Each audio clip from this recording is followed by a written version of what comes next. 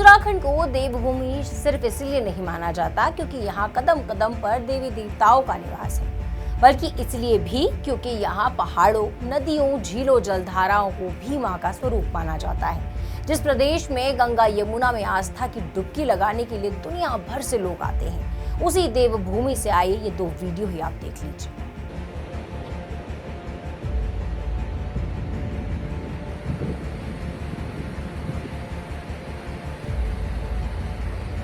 ये वीडियो कहीं और का नहीं बल्कि नीति मलारी क्षेत्र का है, चीन सीमा के पास का इलाका, जहां मजदूर खुले में शौच कर सीधे धौली गंगा को गंदा कर रहे हैं। ऐसा इसलिए क्योंकि धौली गंगा के किनारे सड़क निर्माण का काम चल रहा है। अब मजदूर आदमी शौच भी जाए तो जाए कहां? सड़क बनाने वाले ठेकेदारों को ये जरूरी ही नहीं लगा है कि मजदूरों के लिए शौचालय की व्यवस्था भी करनी है, तभी तो वह उनके लिए बुनियादी शौचालय तक उपलब्ध नहीं करा पाया। नतीजा आप खुद ही सुन लीजिए। सब लोग नदी में ही जाएंगे, जब लेटरिन बाथरूम पानी का व्यवस्था है ही नहीं तो कहाँ जाएंगे आदमी? नदी में ही न करेंगे, सब नदी में ही करता है। यही धौली गंगा विष्णुप्रयाग में अलकनंदा में मिलती है और फिर भागीरथी से मिलकर बनती है मां गंगा।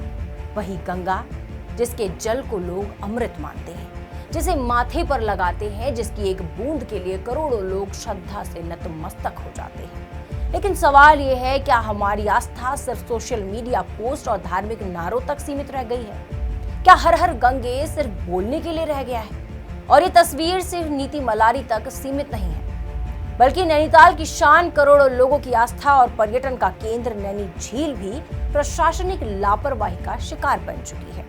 बोट हाउस क्लब से निकलता सीवेज सीधे झील में डाला जा रहा है। जिस झील में छोटे बड़े सभी लोग बोटिंग करते हैं, जहां लाखों पर्यटक घूमने आते हैं, उसी झील को धीरे धीरे गटर में बदला जा रहा है। देखिए कैसे बोट हाउस क्लब से निकलता सीवेज का पानी झील में डाला जा रहा है। बीते 2 वर्ष से आ रहा है ये झील का पानी, इससे काफी दुर्गंध आ रही है। तो हमारे पर्यटक भी आ रहे हैं, वो भी देख रहे हैं, कह रहे हैं कि सीवर का पानी आ रहा है झील में, ये पीने का पानी भी है। अब सवाल सीधा है, क्या उत्तराखंड की नदियां और झीलें सिर्फ कमाई का जरिया है? क्या विकास के नाम पर देवभूमि की आत्मा को यूं ही कुचला जाएगा? आखिर प्रशासन आंखों में ऐसी कौन सी पट्टी बांधकर बैठा हुआ है कि उसे कुछ दिखाई ही नहीं देता है?